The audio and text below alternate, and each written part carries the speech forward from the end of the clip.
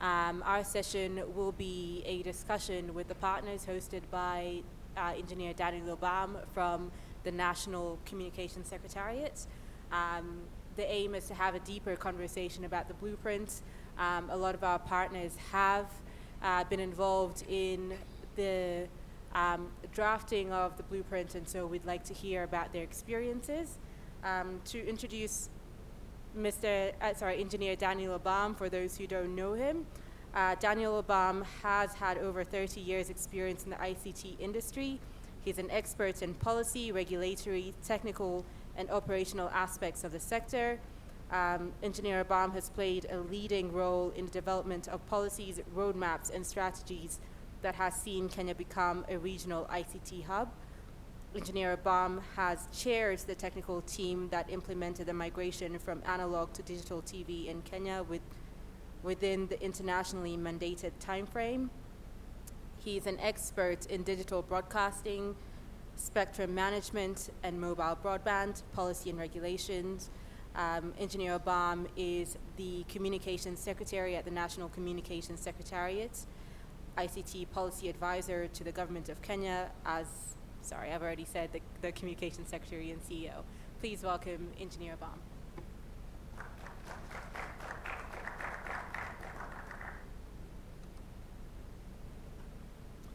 Thank you very much, Rose. And again, I've been given very big shoes to fill, so I hope I'll live up to your expectations. So what we had planned before was I was going to make this overview of the blueprint, and then the Cabinet Secretary was going to invite the guests that we had who had confirmed to participate in the roundtable, and then they'll discuss the blueprint. So I'll still give you the overview of the blueprint, and then I'll call on our partners and some of the people we collaborated with in developing this blueprint, and then we can have a conversation. As Rosa said, your experience, maybe some of what we could have done better, maybe what we did well, and more importantly, after the blueprint, what you as our partners, what should we be doing going forward?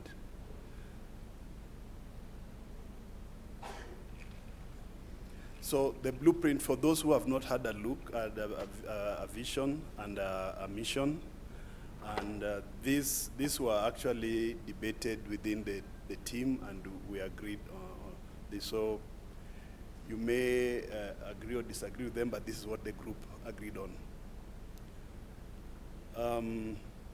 So we see, I think we were given these factors yesterday, according to the World Bank and also UNCTAD and World Economic Forum.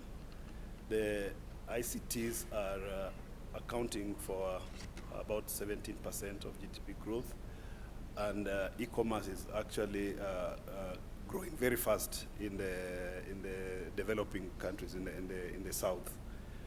And this provides an opportunity for us as developing countries to leapfrog some of the steps that countries went through in the development in the analog world.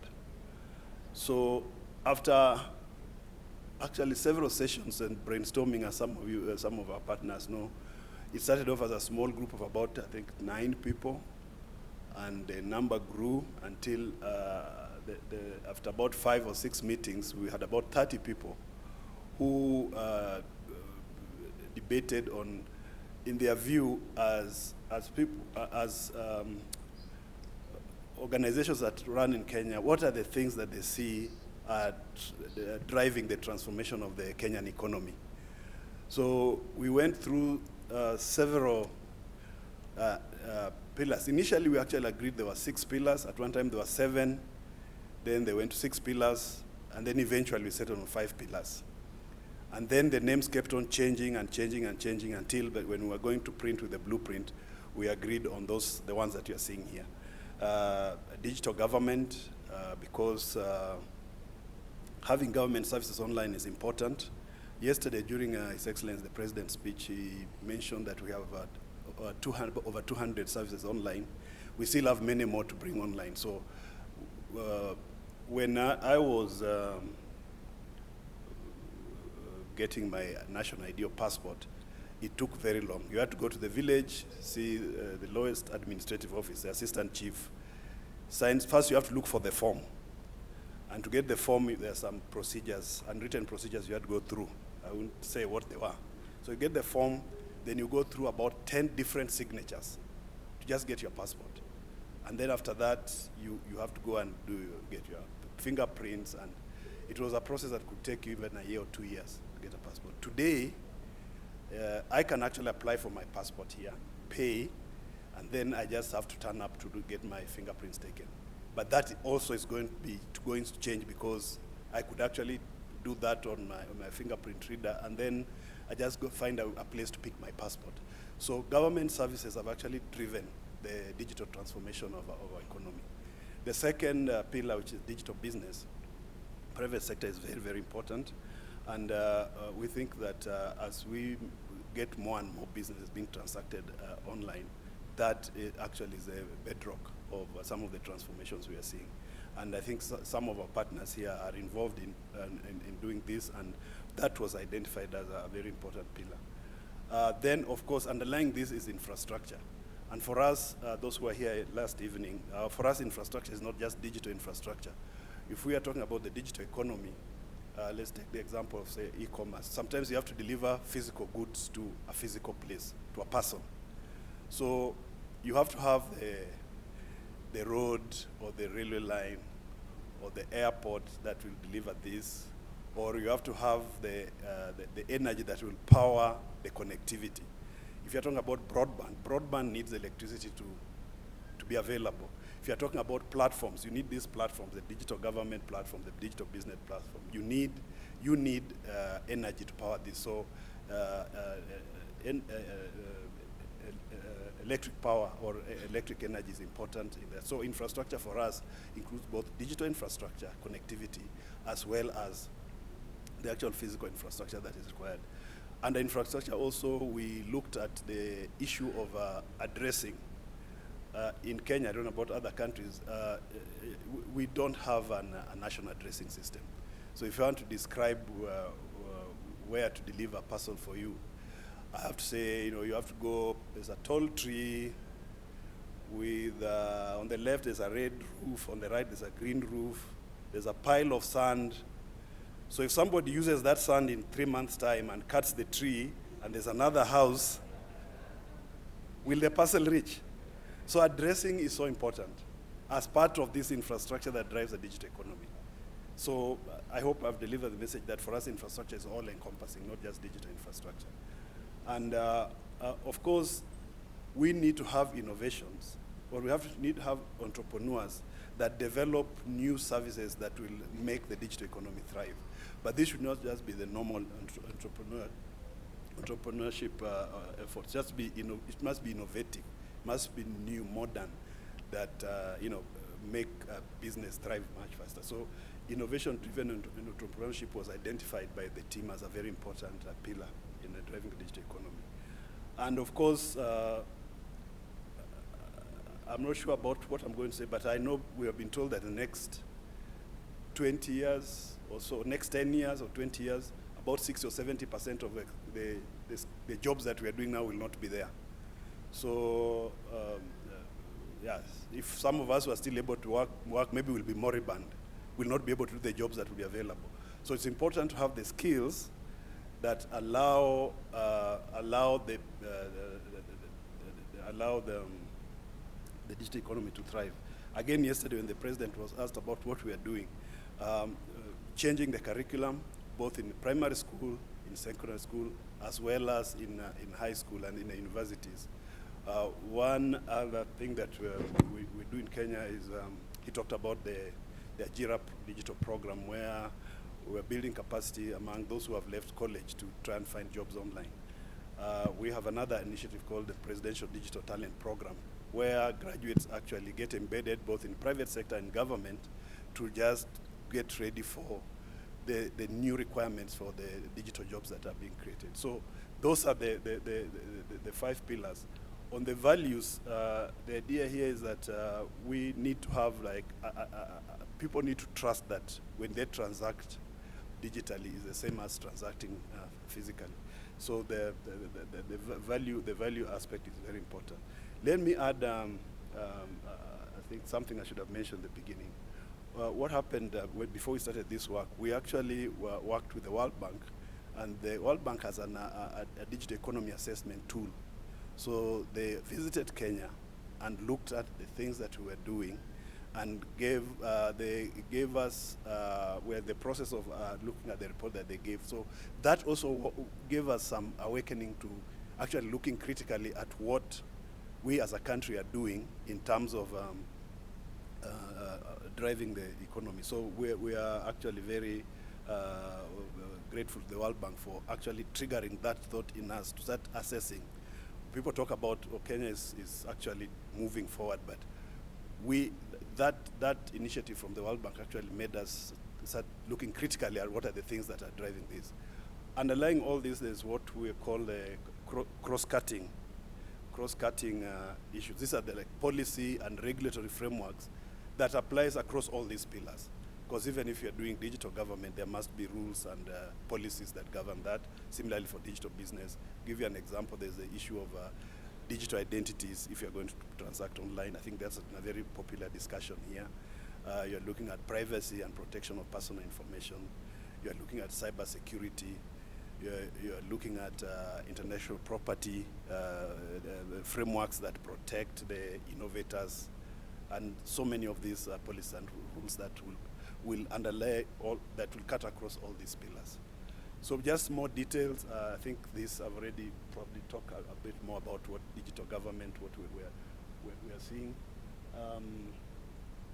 So in the blueprint, we are just looking at recommending for our colleagues in other African countries what digital government should be looking at. In the blueprint, we also suggesting maybe some indicators. For example, if you are a government and you want to see where you are in relation to what Kenya's experience is, we've proposed some indicators that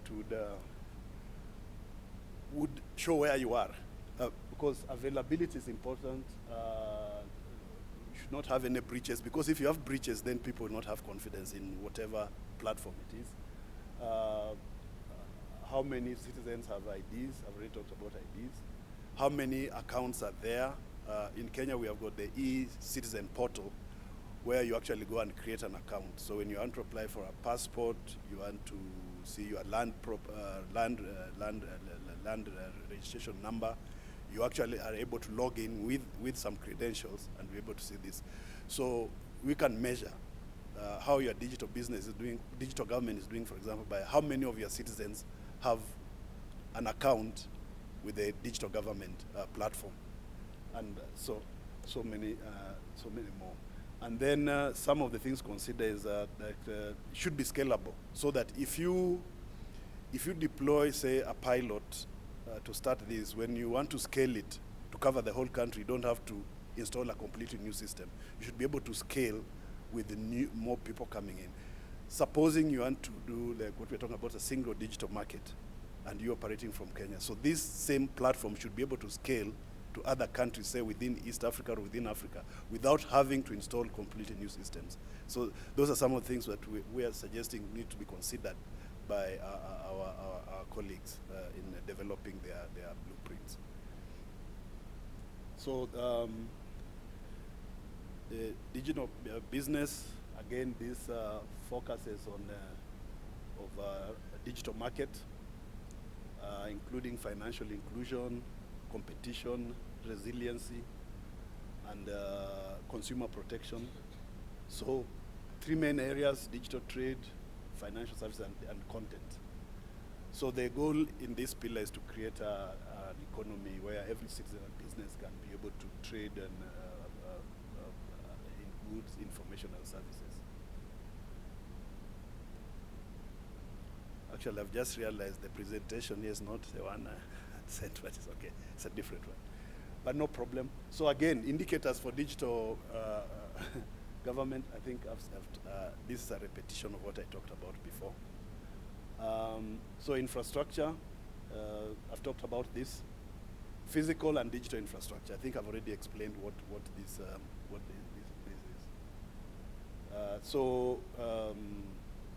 We need to connect public facilities such as hospitals, schools, post offices, police stations, and so forth. Yeah. I had not asked for any questions, so I was getting surprised. Indicators. Penetration of the mobile networks.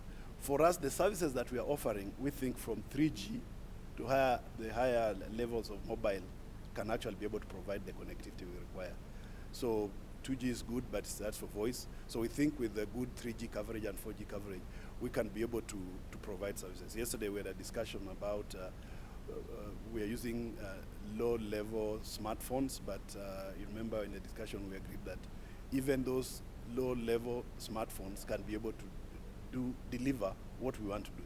But as the services get more sophisticated, probably we'll need more sophisticated. I don't know whether it will be a smartphone or something embedded in our heads or in our ears or in our arms, but I think that will come when the next generation of mobile comes. The percentage of connected devices, of course, affordability of data is important. There was a discussion here where we were informed by one participant that he pays $10 and roams with data in 200 countries. And for us, $10 I think will not last you very long even in our own countries. So affordability of the data as well as the devices an important measure of how infrastructure is informing the digital economy. And then logistics is important. Percentage of the country covered by road, rail.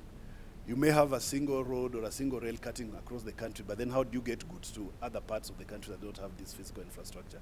So those are really important. And then connection of power is important. I think you can have off-grid or a grid connection, but we need to have electricity powering this.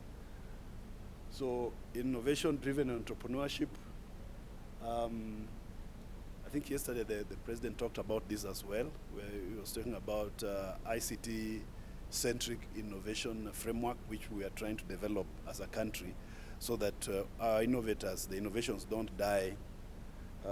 In Kenya, what happens that some kid develops something and then they go take a photo with the local leadership, and that's the last time you'll ever hear or see that kid. So we don't know where those innovations go, but we need to develop. We need to develop a framework that allows those innovations to move on and perhaps become scaled into businesses. And then skills. I've already talked about this. We need highly skilled. We need skills to be able to, and this starts right from the primary school to university. So in Kenya, what we did, as you heard yesterday, we distributed devices to very young children in school to get them familiarized with these technologies, so that by the time they are getting to high school or beyond, they'll be very familiar with how to use these tools. And we've already talked about what we are doing with the Presidential Digital Talent Program, where we are training about 500 to 600 graduates a year. It's a collaboration between the government, the Kenya Private Sector Alliance, and corporates to train graduates and get them ready for the market. And the feedback we are getting that some of them initially were intended to work for government, but some of them actually end up getting jobs in the private sector. So some of our partners perhaps have even employed some of these graduates of the Presidential Digital Talent Program. So we have some proposed indicators for the digital skills, number of graduates, a curriculum that promotes ICT skills and values. The question that the president was asked, so what are we doing? So you can look at your curriculum and see whether actually it talks to what the industry requires. So that would be a good indicator. So if you haven't, that's something that can be done pretty quickly. Number of digital literacy programs. And we are suggesting that perhaps every 5 years we review the curriculum and see how it aligns with what the economy or the industry requires. mentorship programs, how many postgraduate internship programs. The last one there, the team thought that it would be important for our governments in Africa to make deliberate efforts to send young citizens to either within the universities in the country or even abroad, so that they can have experience. And then when they get that experience, they come back to our countries and they'll be able to drive the transformation of the economy. I think there are many countries that did this, especially in the 80s. So, some of the schools we went to, you had like thousands of students from specific countries, and now we see some of those countries actually thriving based on that deliberate move by their governments. So this house summarizes what I've been talking about. So you have got the pillars, the 5 pillars, and then we have government, citizen, and private sector. And then we've got the green part is all the cross-cutting issues. So this is a list of the cross-cutting issues which I had already talked about. Number 4, sustainability is important. I think 2 days ago I was watching news and they were saying that every 30 seconds a person dies in this world because of pollution caused by plastics. So I think we really need to think about sustainability as we are doing all these things. So private sector is important. Because government, we need to include everybody on board, and research and training institutions. On that, again, let me just point out that when we started this, we invited a private sector, we have government institutions, regulators, we had some academia representation, and this framework was developed with every one of those people actually contributing. So it has been a team effort, and somebody said to list is to exclude. So let me try to list without excluding anyone.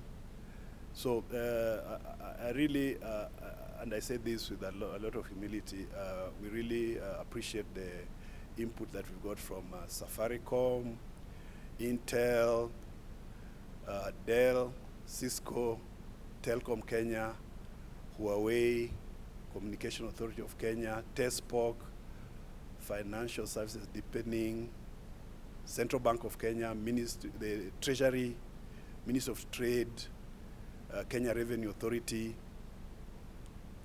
and then they say many more. So I can't remember, but we worked actually throughout this process with those companies and those government agencies that I've mentioned. Of course, we did this for the Ministry of ICT and the Government of Kenya. And that's it.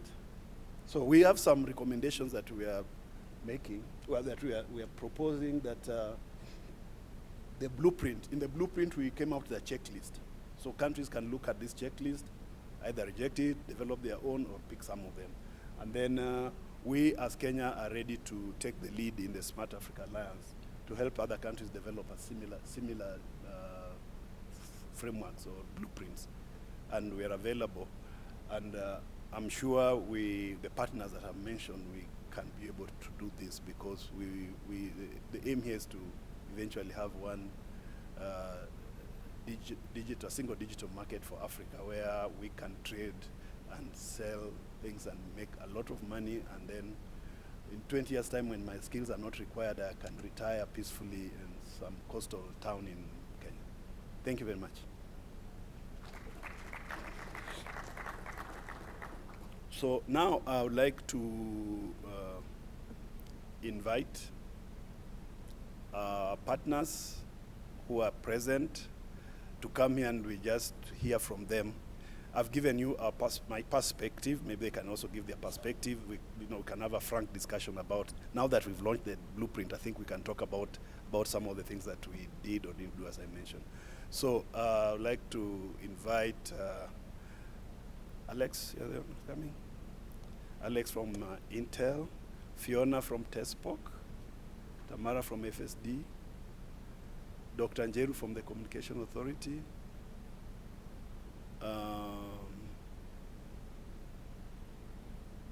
I missing someone?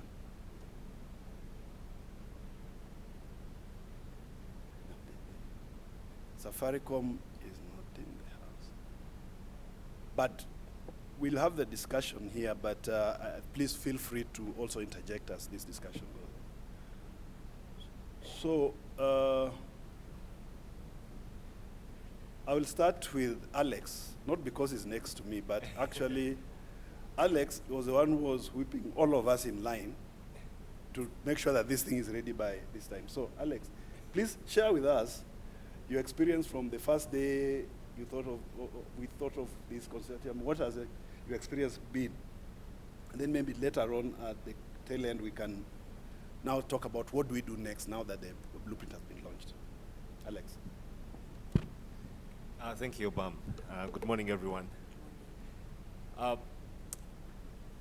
So I remember the first day we had a discussion with Jen and somebody from the ministry, and they said, hey, we want to do this digital. I mean, we'd been talking digital transformation for a long time. We'd been working with the ministry for almost 3 years now, looking at all different aspects of digital transformation. And we had a lot of pieces already. I think Kenya has been very fortunate having invested significantly in digital transformation, but it's been siloed, right? There's stuff happening in the financial services, there's stuff happening on the infrastructure, I mean, fantastic stuff. There's stuff happening on the ID, but there was really no holistic view, right? So, at least from my perspective. And so when we discussed having a kind of digital transformation strategy, and I think part of what really helped to identify those gaps was the study that the World Bank had done. It was kind of a very interesting conversation of, hey, but so government is doing stuff, private sector is doing stuff, why don't we all come together and really see where are the gaps, right? What do we need to do better? What have we learned from this journey? And what was very amazing for me was the ministry, and Obama, I really want to thank you and your colleagues in the ministry for saying, actually, we can't do this without the private sector. In fact, most of the infrastructure, most of the financial services have been done by private sector. So let's all get together and really have a very serious discussion about, stitching all the different pieces and coming up with a solid strategy. And so we then had meetings, we met, and the participation was phenomenal, right? And I think the takeaway for me is private sector is always willing to partner. Some governments fear talking to private sector, but I think you can't do digital really without engaging and partnering with the private sector. I think also the private sector on our side, we sometimes approach government as a supplier, which is, it then creates that kind of customer-supplier relationship. I think this should be a partnership where we co-invest, where we agree jointly what the priorities are and how best to solve those priorities. And we actually, had workshops and several meetings and everybody contributing and debates throughout this process to arrive at this, what is being shown here today. So, I mean, really kudos to the ministry for taking this on. Thank you. Thank you, Alex. I did say to list it to exclude. One of our partners is Telcom Kenya, and I see Mr. Shimanyula is there. So when I didn't include you, you should have raised your hand to say that we are also here. And actually, we have a seat here for you. So Telcom Kenya really. Actually, the truthometer is the one on the screen, not what I told you. So you look at that screen to see the people that actually played a really key role. Tamara, I want to come to you as somebody who been involved with us at the beginning until here today, maybe you could also share your experience. I know Alex says that we should not fear private sector, but sometimes actually we are a bit afraid when we're engaging you because we don't know what you are going to ask, and we don't know whether we can provide it. And if we don't provide it, we don't know what will happen. Samara, what has been your experience in this process? Sure. And so FSD Kenya is neither private sector nor public sector. Yeah. We're one of those entities that sits in between. We're a market facilitator that's really focused on building an inclusive financial system in Kenya. And so what I observed, so I and two of my colleagues have really been deeply involved in this, and we've all brought different expertise to the table. I was coming more from a fintech perspective, another colleague from more payments, and another colleague more from the policy side. And what I observed about this process, and we work a lot with government and with private sector, and what I loved about this was it was really about creating a shared vision together and really focusing on what the principles should be.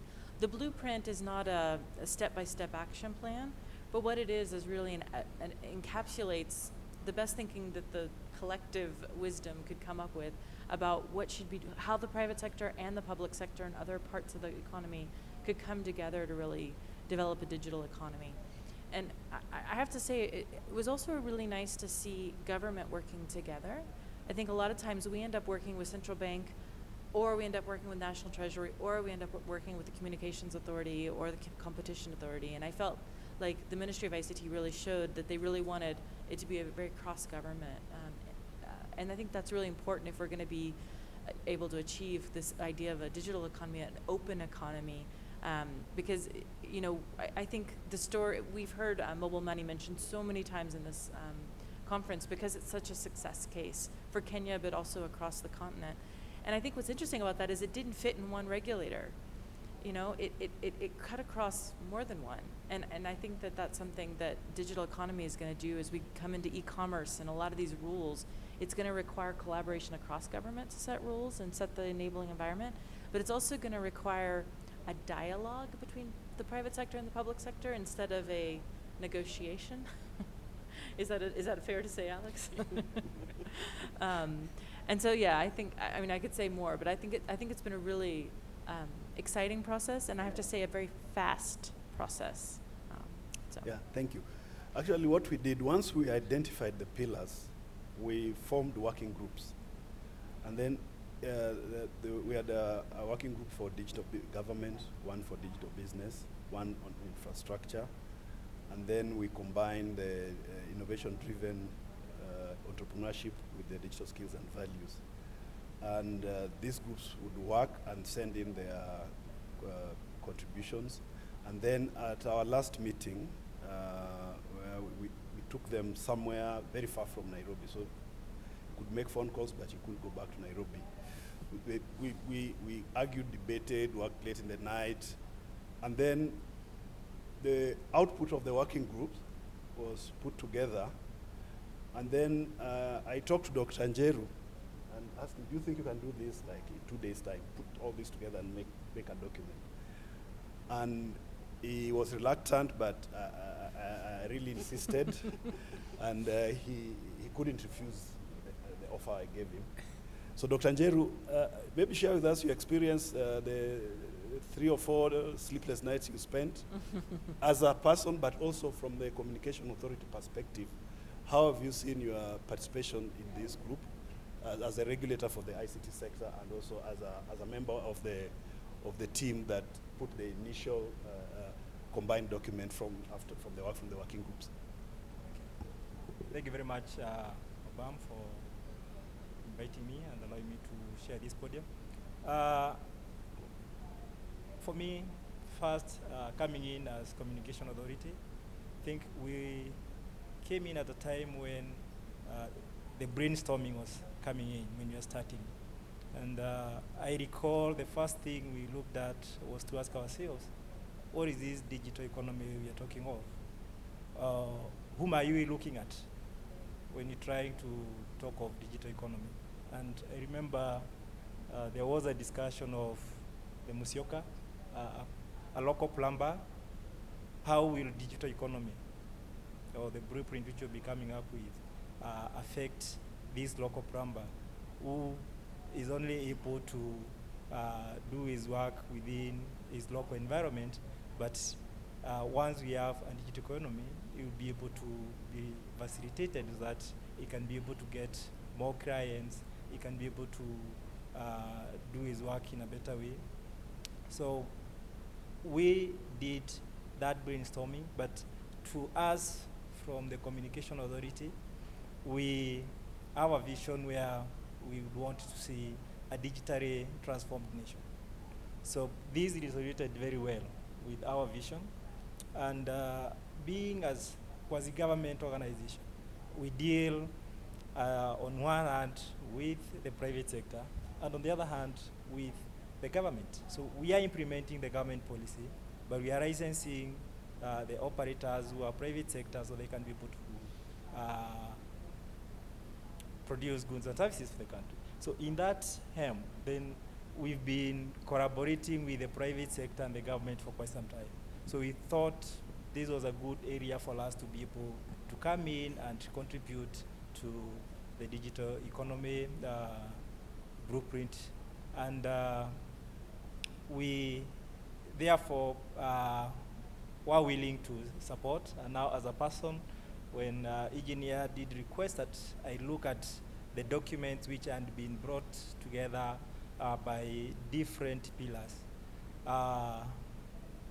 we did accept that. And for us, or for me, the biggest challenge was to come and put up the different thoughts of the various groups while not losing the vision of what the local plumber would be able or would want to see during the digitization of the economy.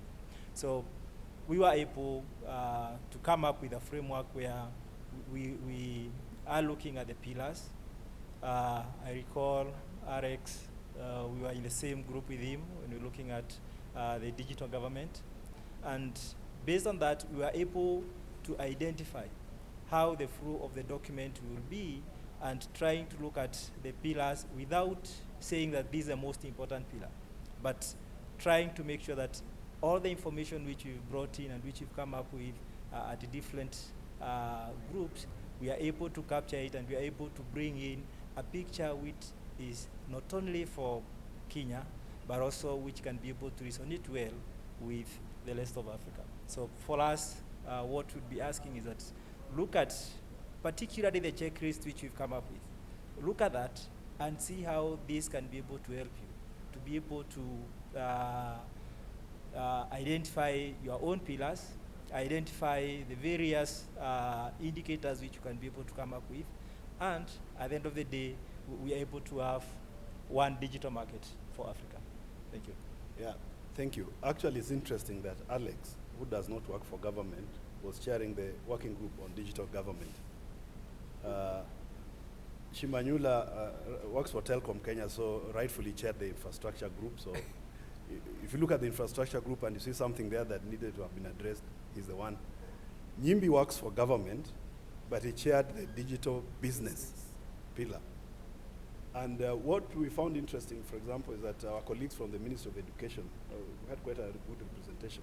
They didn't go to the skills and values working group. They actually preferred going to either the digital business or the infrastructure group. So actually, we did not put people in working groups because of where the institution they represented. It was based on their passion and interest in what we were discussing. And then I think the digital skills was chaired by Rachel Luala, if I'm not wrong. Yes. And yeah, so it was a very, very interesting, discussion. Fiona, as a representative of a body that represents industry, technology suppliers in Kenya, maybe you can share with us your perspective, your experience, and how did this go down for you? Okay, I think being that this is not the first time TAS2019 is involved in policy development with government, it was interesting because of the way we approached it. For the first time, we were having stakeholder engagement concurrently with the drafting. Most of the times you have a small group that sits and drafts, and then we now begin to bring in the group of 9 that started off normally does the drafting, and we bring in everybody else to give feedback, to critique, and to comment, and we move along. And what I've liked about the process we've gone through is that it has actually demonstrated that there are 2 different paradigms when it comes to how governments look at their ICT. You can look at it as an industry.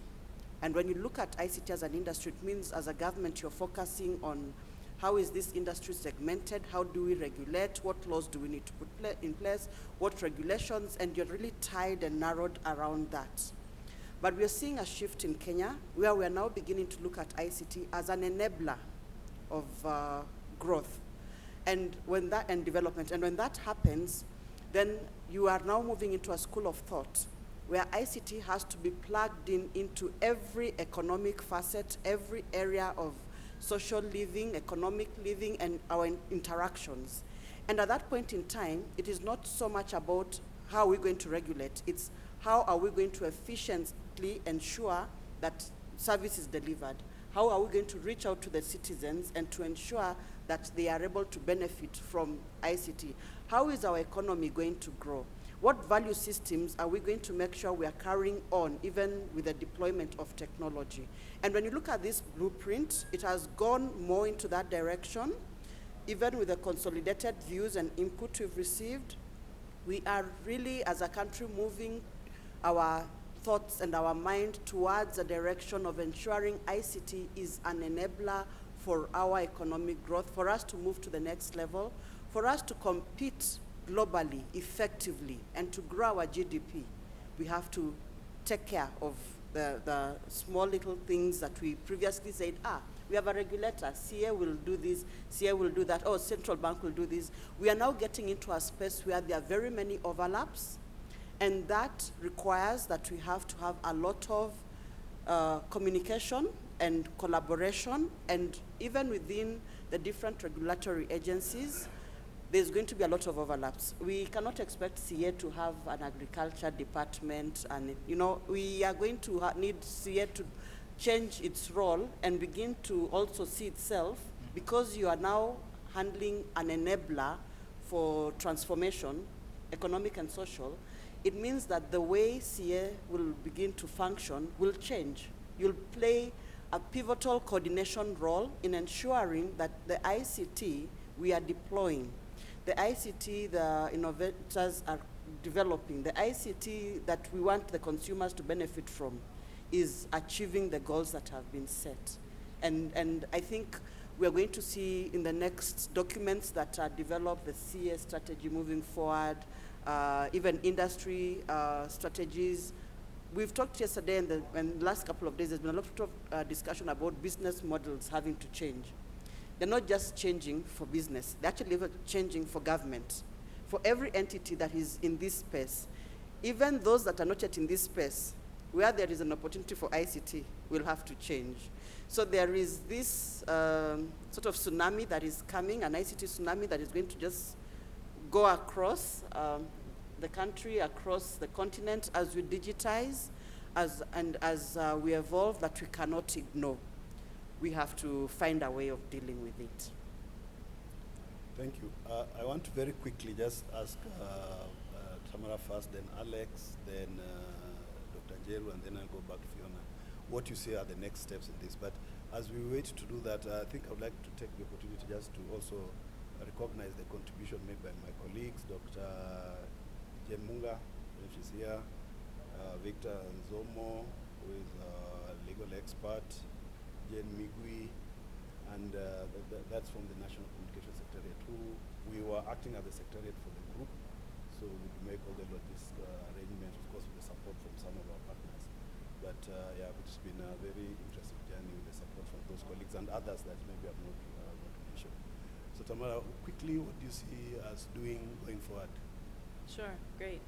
I mean, I think one of the tragedies of reports like this is they often get done in a hurry, published, they're beautiful, and they sit on shelves. And what I love about this process is that we've already identified from the front that the blueprint's really just the start, and then the start of developing the strategy for Kenya. And I think that developing that strategy and executing that strategy are going to be critical. I also think this has come at a really opportune time. You know, when I look at government, I know that the Ministry of the Treasury has a digital finance flagship project that's part of the medium-term plan. The Central Bank of Kenya is currently going through its revision of its national payment strategy. And yesterday we heard President Kenyatta say that digital payments are at the heart of a digital economy. And I would go further than that and say digital financial solutions are at the heart of a digital economy. And in the same way that ICT needs to be an enabler, you know, ICT can enable finance, but if finance isn't helping the economy to grow and to achieve those principles and those values that we've seen, then it won't succeed. And so I think what's next is for us to continue the journey, that we should keep that same sense of urgency for making this work, because if we're going to achieve Vision 2030 in Kenya, digital economy is going to be at the heart of that. And so, yeah, let's keep those working groups and sessions going. Okay. Alex, what do we do next? Actually, let me make a quick comment on digital government, because that's the part that I was mostly involved in. And one of the realizations that we come to is totally agree, Tamara, financial services, digital financial services are really at the heart. But I think that you really cannot have a digital economy without digitizing government. Right? And we really believe that it should start with a digital government. So if you want to set up a company, you need to register it, right? Part of the tragedy in Africa is that it is so difficult to register a company. And then, you know, governments cry, oh, but our tax collection is low. But you prevent people from joining the formal economy because you put so many roadblocks, right? If we look at a very simple, you know, the plumber wanting to get a motorcycle license so that they can be mobile, right, and reach more clients, they need to apply, right? Before they actually needed to find transport to come to Nairobi because it was the only place. And then navigating Times Tower, those of you who live in Nairobi, to get that license was a nightmare. Now, when it goes online, they don't have to leave that place. But I want to use this example to kind of stitch all the pillars, right? And how all those. So they need to go online, so they need to have digital skills. Right? When they go online, that online platform is software, right? So someone needs to have developed it. So you probably need advanced digital skills in the country to be able to develop these sort of complex online systems, or partner with the private sector to develop it. That online system needs to sit on infrastructure, right? So you need a good data center somewhere to host that application. Then it needs to be secure, right? So you need security. In order for them to access that application, there needs to be connectivity, right? So you need good connectivity across the country. They are going to pay a small fee, so you absolutely need a way of paying, right? And there are, in the back end, there are multiple government agencies involved, right? In defining the processes. And honestly, they need a digital signature because, why then should they have to go to a physical place? So you see how the whole thing is integrated. And very often when I speak to governments and they tell me, oh, we now have 36 services online, I keep a blank face, but in my mind I'm like, that's a lie. You don't have a data center, I know. Right? So it's impossible. You haven't bought some of these systems or developed them, so it's just not possible. And your network is poor, right? But what they usually mean is they're trying to tick a box, say, if you go through that whole physical process, then maybe you will get an SMS telling you that your driving permit is ready for picking up a month later, and they say that's an e-service. We can debate whether that's an e-service. So you see that everything is integrated, right? You need to stitch together all these pillars, and then you have this massive amount of data which is value that you then need to unlock for the young entrepreneurs to create even additional value, right? So I think digital government is the start. And in terms of what the next steps are going to be, I know in Kenya we have a lot of, really we have all the pieces, well, 90% of the pieces there, or there are programs already in flight to address whether it's strengthening government shared services, the data centers and the networks, whether it's digital ID. So there's all these pieces in place. And I think that part of the next steps should be for us really to start looking at them comprehensively, look at what policies need to change. 5G is coming. I think it's going to change, a lot of things. So in terms of the next steps, I think is when we go back is how do we identify, like, critically the gaps, the linkages, the policies that need to change, or the new policies that need to come, and work together to stitch everything. Thank you. Thank you very much, Alex. Dr. Njeru. Okay. But then when Dr. Njeru finished with his 4 sleepless nights, I also requested Geoffrey Shimanyula from Telcom. So he actually edited the document, but he only spent, I think, 2 sleepless nights. So he moved text around, and we started getting a feel for the document. So Geoffrey, thank you very much for that. So Dr. Njeru, what do you see as the next steps? Yeah, I actually want to continue with what Alex has said. I think the next steps is for us to sit down. This is just a blueprint. So we need to sit down, come up with a detailed document which will be able to identify what we have at the moment in terms of the activities which we need to do. And we should be able to even come up with clear timelines on what we're supposed to achieve at what time. And at the end of the day, we'll now be able to say, yes, this is where we are in terms of our digitization. So maybe the starting point would be to look at the index which was developed, the report which was done by the World Bank, because I would expect that report should be able to give us a baseline of where we are. If it's not, then we need to very fast identify, based on the indicators which we've come up with, we identify the baseline and see what are the quick wins which we can be able to have.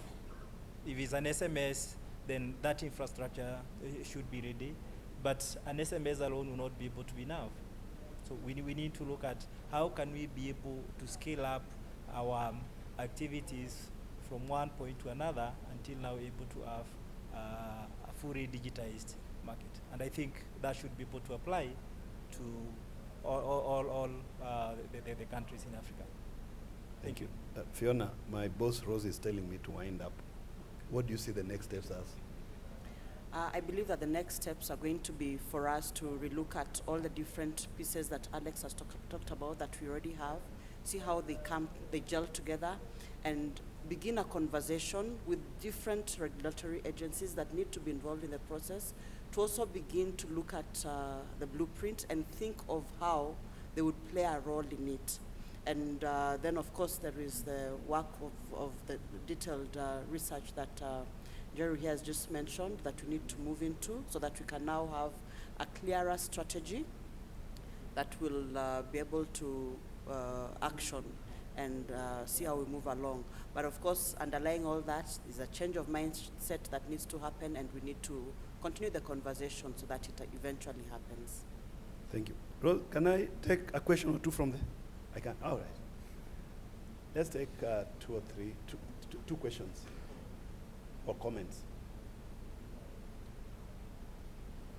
So it was either as clear as day or it didn't make sense at all. Okay, all this. Okay, please go ahead. Thank Kindly you. introduce yourself and the organization that you represent. Thank you. I'm Selou Diallo. I'm from Guinea. I'm technical telecom advisor to the minister. To the telecom minister, actually. We went through the document you released, and it's a great document. I think it's a good start for for African countries to start building on the same framework for the digital economy. But it will be nice if we can have some living examples. I went through the documents.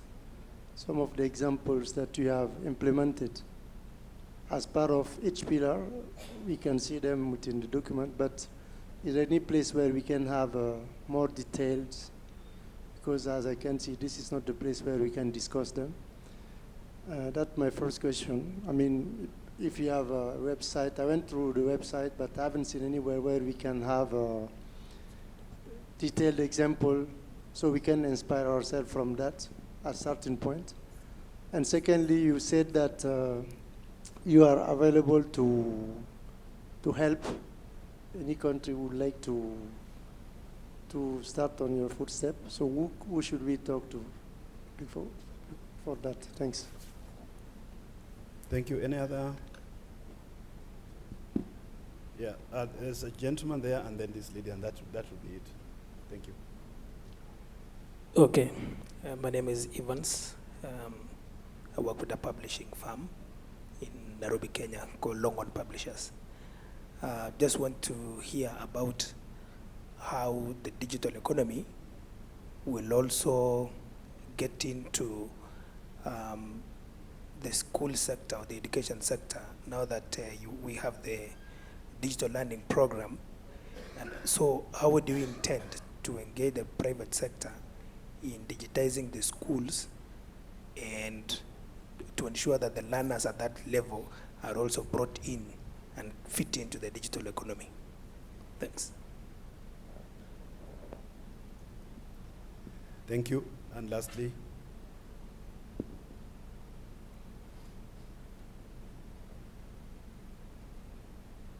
my name is Renita. I'm from Access to Finance, Rwanda, which is the FSD of Rwanda. And so my question is, oh, by the way, you did a really good job. Thank you for putting the blueprint together. So my question is, what, in your opinion, what might be the concrete next steps? So I guess for other countries that haven't developed the blueprint, I saw that you had an indication of how to assess yourselves in terms of how you're doing.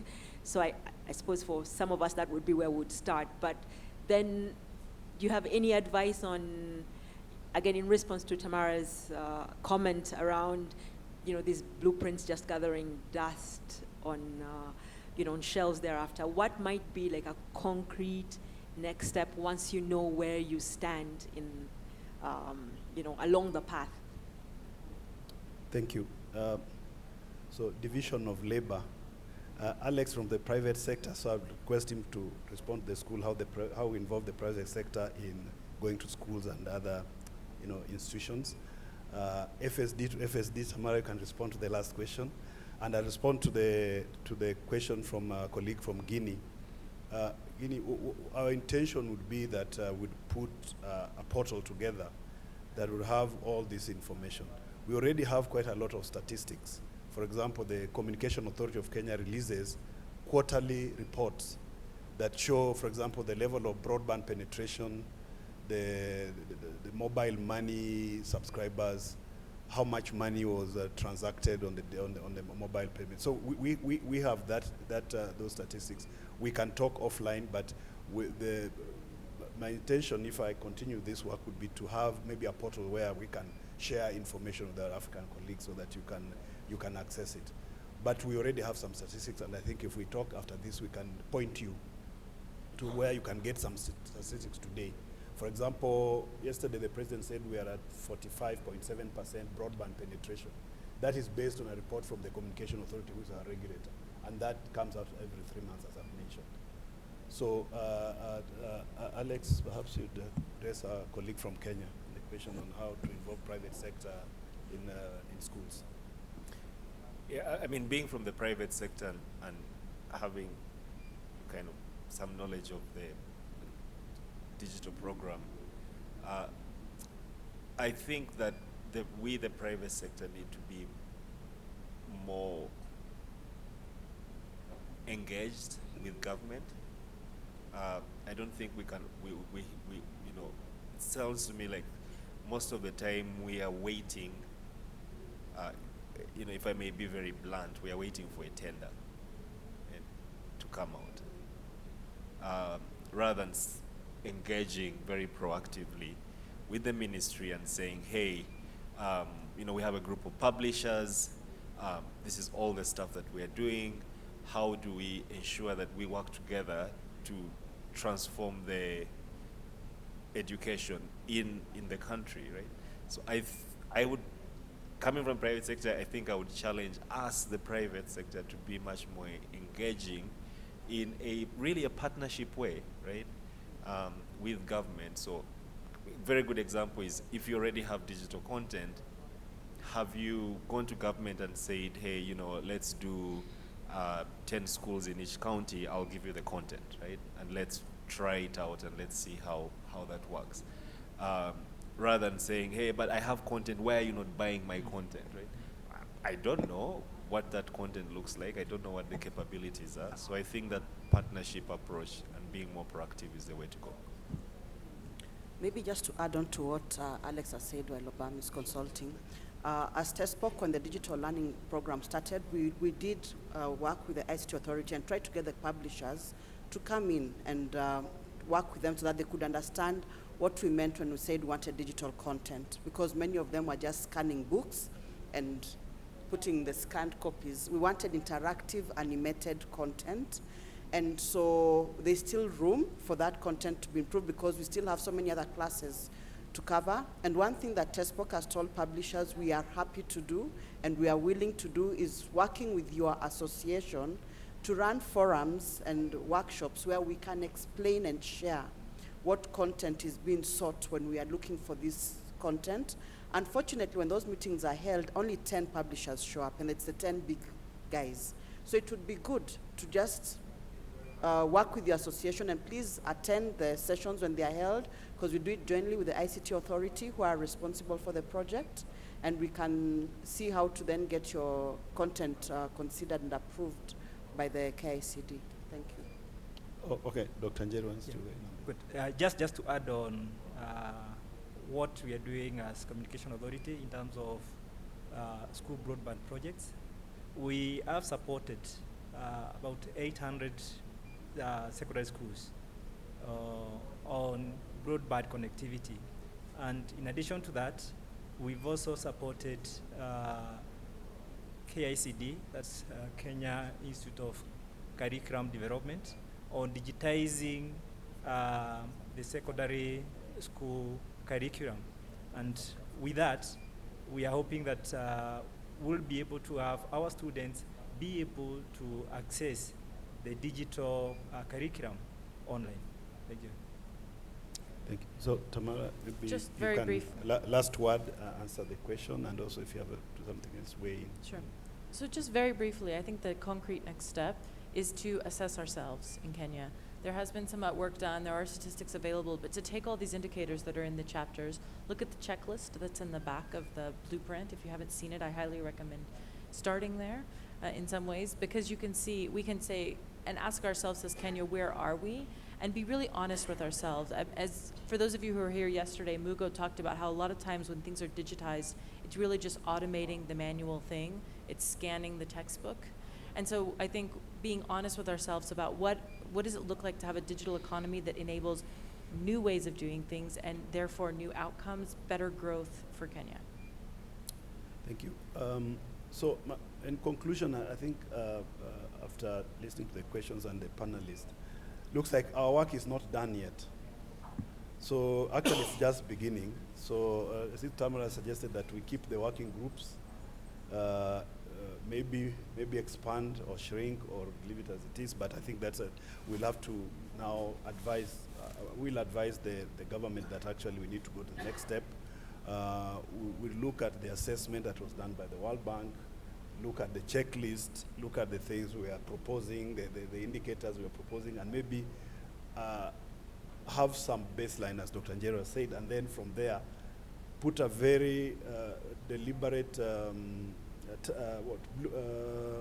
roadmap set for the next 5 years.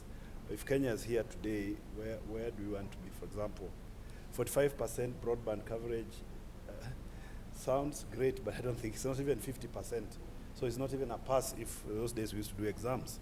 So we need to do something and agree that from today to the next 5 years, what do we need to do? So I'm seeing a digital economy strategy for Kenya, covering a specific period with a specific targets as something that we could think about developing.